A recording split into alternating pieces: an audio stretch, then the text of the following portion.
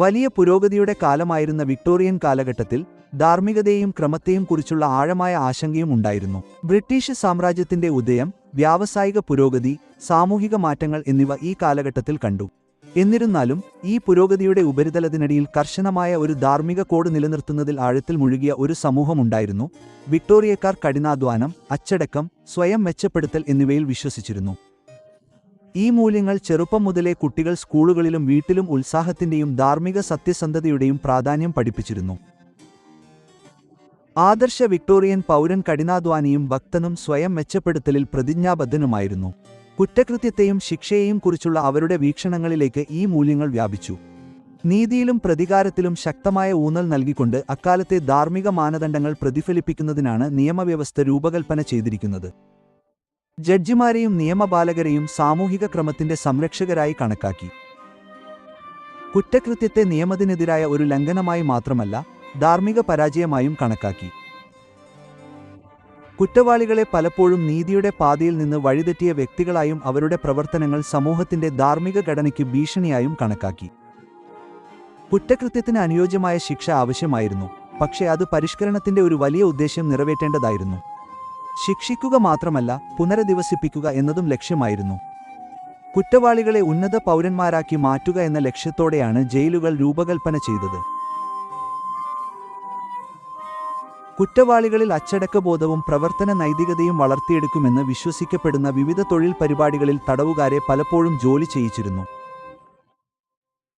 പരിഷ്കരണ പ്രക്രിയയ്ക്ക് ഈ പരിപാടികൾ അനിവാര്യമാണെന്ന് കണക്കാക്കപ്പെട്ടു. ഇത് കഠിനമായിരുന്നെങ്കിലും അച്ചടക്കം വളർത്താനും ധാർമ്മിക പ്രതിഫലനം പ്രോത്സാഹിപ്പിക്കാനും ലക്ഷ്യമിട്ടുള്ള ഒരു ജയിൽ സംവിധാനത്തിന്റെ വികാസത്തിലേക്ക് നയിച്ചു. ജയിലുകളുടെ വാസ്തുവിദ്യ പലപ്പോഴും കർശനമായിരുന്നു, സ്ഥാപനത്തിന്റെ ലക്ഷ്യത്തിന്റെ ഗൗരവം പ്രതിഫലിപ്പിക്കുന്നതിനായി രൂപകൽപ്പന ചെയ്തിരിക്കുന്നു. എന്നിരുന്നാലും വിക്ടോറിയൻ ജയിലുകളുടെ യാഥാർത്ഥ്യം പലപ്പോഴും ഈ ഉന്നതമായ ആദർശങ്ങളിൽ നിന്ന് പിന്മാറി. തിരക്ക് ഒരു പ്രധാന പ്രശ്നമായിരുന്നു, കാരണം പല ജയിലുകളിലും അവ ഉൾക്കൊള്ളാൻ രൂപകൽപ്പന ചെയ്തതിനേക്കാൾ കൂടുതൽ തടവുകാരെ പാർപ്പിച്ചിരുന്നു. ഇത് പരിതാപകരമായ ജീവിത സാഹചര്യങ്ങളിലേക്ക് നയിച്ചു. തിരക്ക്, രോഗം, കഠിനമായ പെരുമാറ്റം എന്നിവ സാധാരണമായിരുന്നു. വൃത്തിഹീനമായ സാഹചര്യങ്ങൾ കാരണം തടവുകാർ പലപ്പോഴും രോഗങ്ങളാൽ ബുദ്ധിമുട്ടുന്നു.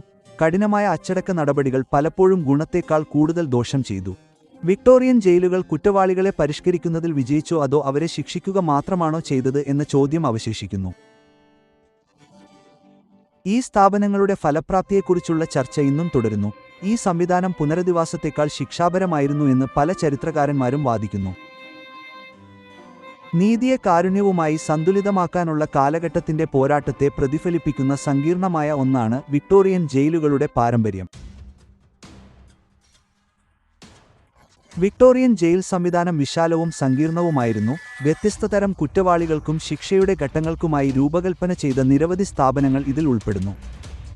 തടവ് ഒരു ശാരീരിക ശിക്ഷയേക്കാൾ കൂടുതലായിരിക്കണമെന്ന വിശ്വാസമായിരുന്നു അതിന്റെ കാതൽ. കുറ്റവാളികളെ ദുഷിപ്പിക്കുന്ന സ്വാധീനങ്ങളിൽ നിന്ന് ഒറ്റപ്പെടുത്താനും പ്രതിഫലനത്തിനും പരിഷ്കരണത്തിനും അനുയോജ്യമായ ഒരു അന്തരീക്ഷം നൽകാനുമാണ് ജയിലുകൾ രൂപകൽപ്പന ചെയ്തിരിക്കുന്നത്. വ്യക്തിഗത തടവറയ്ക്കുള്ള പ്രത്യേക സെല്ലുകൾ, മേൽനോട്ടത്തിലുള്ള തൊഴിലാളികൾക്കുള്ള വലിയ വർക്ക് റൂമുകൾ, മതപരമായ പ്രബോധനത്തിനുള്ള ചാപ്പലുകൾ എന്നിവ പ്രധാന സവിശേഷതകളിൽ ഉൾപ്പെടുന്നു.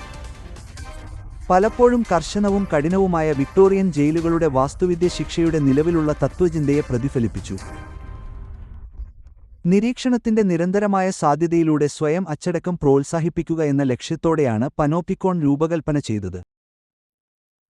ക്രമത്തിനും നിയന്ത്രണത്തിനുമുള്ള വിക്ടോറിയൻ ആഗ്രഹത്തിന്റെ ഭൗതിക പ്രകടനമായി ഈ രൂപകൽപ്പന പ്രവർത്തിച്ചു.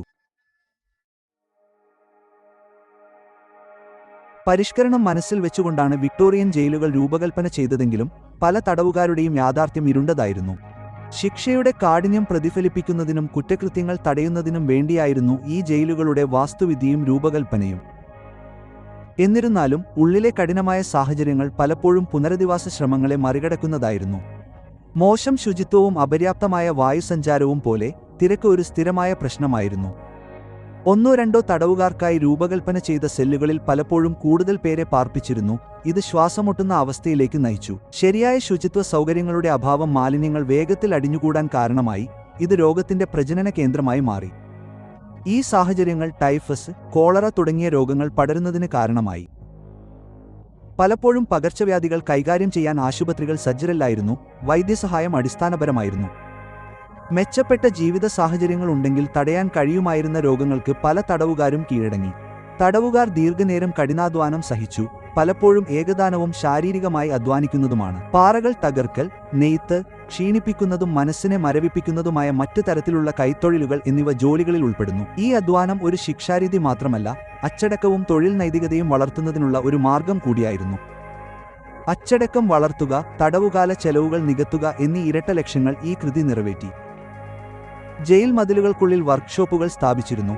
അവിടെ തടവുകാർ വിൽക്കാൻ കഴിയുന്ന സാധനങ്ങൾ ഉൽപ്പാദിപ്പിക്കുകയും അതുവഴി ജയിലിന്റെ പരിപാലനത്തിന് സംഭാവന നൽകുകയും ചെയ്തു. എന്നിരുന്നാലും ഈ സംവിധാനം പലപ്പോഴും തടവുകാരുടെ അധ്വാനത്തെ ചൂഷണം ചെയ്തു, മോചിതരായതിനുശേഷം ജീവിതകാലം മുഴുവൻ അവർക്ക് യഥാർത്ഥ കഴിവുകൾ നൽകാതെ. നിശബ്ദത കർശനമായി നടപ്പിലാക്കി, തടവുകാരെ കൂടുതൽ ഒറ്റപ്പെടുത്തുകയും സാമൂഹിക ഇടപെടലിനുള്ള അവസരങ്ങൾ പരിമിതപ്പെടുത്തുകയും ചെയ്തു. നിശബ്ദത സംവിധാനം തടവുകാർ പരസ്പരം ദുഷിപ്പിക്കുന്നതിൽ നിന്ന് തടയുമെന്ന് വിശ്വസിക്കപ്പെട്ടു, പക്ഷേ അത് കടുത്ത മാനസിക സമ്മർദ്ദത്തിലേക്ക് നയിച്ചു. ആശയവിനിമയം ആംഗ്യങ്ങളിലും മന്ത്രിക്കലുകളിലും മാത്രമായി പരിമിതപ്പെടുത്തി, ഇത് പരിസ്ഥിതിയെ കൂടുതൽ അടിച്ചമർത്തി. തടവിലാക്കലിന്റെ മാനസിക ആഘാതം ഗണ്യമായിരുന്നു. ഒറ്റപ്പെടലും കഠിനമായ സാഹചര്യങ്ങളും കാരണം പല തടവുകാർക്കും ഗുരുതരമായ മാനസികാരോഗ്യ പ്രശ്നങ്ങൾ അനുഭവപ്പെട്ടു. വിഷാദം, ഉത്കണ്ഠ, മറ്റ് മാനസിക വൈകല്യങ്ങൾ എന്നിവ സാധാരണമായിരുന്നു. കഷ്ടപ്പെടുന്നവർക്ക് പിന്തുണ വളരെ കുറവായിരുന്നു. ഒറ്റപ്പെടൽ, കഠിനാധ്വാനം, നിരന്തരമായ നിരീക്ഷണം എന്നിവയുടെ സംയോജനം തടവുകാരുടെ മാനസികവും വൈകാരികവുമായ ക്ഷേമത്തെ ബാധിച്ചു. ഗാർഡുകൾ എപ്പോഴും നിരീക്ഷിച്ചുകൊണ്ടിരുന്നു, ഏതൊരു ലംഘനവും, എത്ര ചെറുതാണെങ്കിലും, കർശനമായ ശിക്ഷയ്ക്ക് വിധേയമാക്കി. ഈ നിരന്തരമായ ജാഗ്രതാവസ്ഥ തടവുകാർ അനുഭവിക്കുന്ന സമ്മർദ്ദത്തിനും ഉത്കണ്ഠയ്ക്കും ആക്കം കൂട്ടി. ചിലർക്ക് മതപരമായ പ്രബോധനത്തിലോ ആത്മപരിശോധനയ്ക്കുള്ള അവസരത്തിലോ ആശ്വാസം ലഭിച്ചിരിക്കാമെങ്കിലും പലരും നിരാശയും അനുഭവിച്ചിരിക്കാം. തടവുകാർക്ക് ഒത്തുകൂടാൻ കഴിയുന്ന ചുരുക്കം ചില സമയങ്ങളിൽ ഒന്നായിരുന്നു മതപരമായ സേവനങ്ങൾ. എന്നാൽ ഈ നിമിഷങ്ങൾ പോലും കർശനമായി നിരീക്ഷിക്കപ്പെട്ടു. പലർക്കും ആത്മീയ മോചനത്തിന്റെ വാഗ്ദാനം അവരുടെ ദൈനംദിന ജീവിതത്തിലെ കഠിനമായ യാഥാർത്ഥ്യത്താൽ മൂടപ്പെട്ടു. വിക്ടോറിയൻ ജയിലുകളുടെ കഠിനമായ യാഥാർത്ഥ്യങ്ങൾ ശ്രദ്ധിക്കപ്പെടാതെ പോയില്ല. തിരക്ക്, മോശം ശുചിത്വം, വ്യാപകമായ രോഗം എന്നിവയാൽ സാഹചര്യങ്ങൾ പലപ്പോഴും ദയനീയമായിരുന്നു. തടവുകാർ ക്രൂരമായ പെരുമാറ്റത്തിന് വിധേയരായി. അടിസ്ഥാന മനുഷ്യാവകാശങ്ങളുടെ അഭാവം ഒരു വ്യക്തമായ പ്രശ്നമായിരുന്നു. തടവുകാരോട് കൂടുതൽ മാനുഷികമായ പെരുമാറ്റത്തിന് വേണ്ടി വാദിക്കുകയും നിലവിലുള്ള രീതികളുടെ ഫലപ്രാപ്തിയെ ചോദ്യം ചെയ്യുകയും ചെയ്ത പരിഷ്കർത്താക്കൾ ഉയർന്നുവന്നു.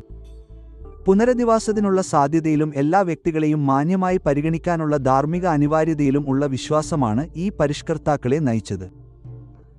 രണ്ട് പ്രമുഖ പരിഷ്കരണ പ്രസ്ഥാനങ്ങളായ പ്രത്യേക സംവിധാനവും ഓർബിൻ സംവിധാനവും ഈ കാലയളവിൽ ശ്രദ്ധ നേടി.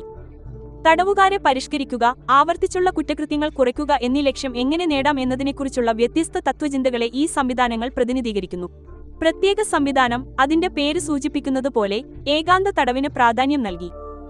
തടവുകാരെ അവരുടെ മിക്ക ശിക്ഷാകാലങ്ങളിലും വ്യക്തിഗത സെല്ലുകളിൽ പാർപ്പിച്ചിരുന്നു, കുറഞ്ഞ മനുഷ്യ സമ്പർക്കത്തോടെ. ഒറ്റപ്പെടൽ തടവുകാരെ അവരുടെ കുറ്റകൃത്യങ്ങളെ നേരിടാനും ആത്മീയ പ്രതിഫലനം പ്രോത്സാഹിപ്പിക്കാനും നിർബന്ധിതരാക്കുമെന്ന് വക്താക്കൾ വിശ്വസിച്ചു. ഏകാന്തത പശ്ചാത്താപത്തിലേക്കും ഒടുവിൽ ധാർമ്മിക പരിഷ്കരണത്തിലേക്കും നയിക്കുമെന്ന് അവർ വാദിച്ചു. ഓർബിൻ സമ്പ്രദായം നേരെമറിച്ച് പകൽ സമയത്ത് നിശബ്ദമായി ഒരുമിച്ച് പ്രവർത്തിക്കാൻ തടവുകാരെ അനുവദിച്ചു, പക്ഷേ രാത്രിയിൽ അവരെ ഏകാന്ത തടവിൽ പാർപ്പിച്ചു. ഈ സംവിധാനം അധ്വാനത്തിന്റെ ഗുണങ്ങളെ ഏകാന്തതയുടെ അച്ചടക്കവുമായി സംയോജിപ്പിക്കാൻ ലക്ഷ്യമിട്ടു. കർശനമായ ദിനചര്യയിലൂടെയും കഠിനാധ്വാനത്തിലൂടെയും അച്ചടക്കം വളർത്തുക എന്നതായിരുന്നു അത് ലക്ഷ്യമിട്ടത്. ഘടനാപരമായ ജോലി തടവുകാരെ കഠിനാധ്വാനത്തിന്റെയും അനുസരണത്തിന്റെയും മൂല്യം പഠിപ്പിക്കുകയും മോചിതരായതിനുശേഷം ഉൽപ്പാദനക്ഷമമായ ഒരു ജീവിതത്തിനായി അവരെ സജ്ജമാക്കുകയും ചെയ്യുമെന്നായിരുന്നു വിശ്വാസം. രണ്ട് സംവിധാനങ്ങൾക്കും അവരുടേതായ വിമർശകർ ഉണ്ടായിരുന്നു. ഈ രീതികൾ മനുഷ്യത്വരഹിതമാണെന്നും ക്രിമിനൽ പെരുമാറ്റത്തിന്റെ മൂലകാരണങ്ങൾ പരിഹരിക്കുന്നതിൽ കാര്യമായൊന്നും ചെയ്തില്ലെന്നും പലരും വാദിച്ചു. പ്രത്യേക സംവിധാനം അതിന്റെ ക്രൂരതയ്ക്കും മാനസികാരോഗ്യ പ്രശ്നങ്ങൾ വർദ്ധിപ്പിക്കാനുള്ള കഴിവിനും വിമർശിക്കപ്പെട്ടു. നീണ്ടുനിൽക്കുന്ന ഒറ്റപ്പെടൽ പലപ്പോഴും വിഷാദം, ഉത്കണ്ഠ എന്നിവയുൾപ്പെടെയുള്ള കടുത്ത മാനസിക ക്ലേശങ്ങൾക്ക് കാരണമായി. ഓർബൻ സമ്പ്രദായം ഒറ്റപ്പെടൽ കുറവാണെങ്കിലും കഠിനമായ അച്ചടക്കത്തെ ആശ്രയിക്കുകയും പുനരധിവാസത്തിന് പരിമിതമായ അവസരങ്ങൾ നൽകുകയും ചെയ്തു. പുനരധിവാസത്തേക്കാൾ ശിക്ഷയ്ക്ക് പ്രാധാന്യം നൽകിയതിനാൽ തടവുകാരെ സമൂഹത്തിലേക്കുള്ള പുനഃസംയോജനത്തിന് സജ്ജമാക്കാൻ കഴിഞ്ഞില്ലെന്ന് വിമർശകർ ചൂണ്ടിക്കാട്ടി. ഇത് കുറ്റകൃത്യങ്ങൾ ആവർത്തിക്കാനുള്ള സാധ്യത വർദ്ധിപ്പിക്കുന്നു.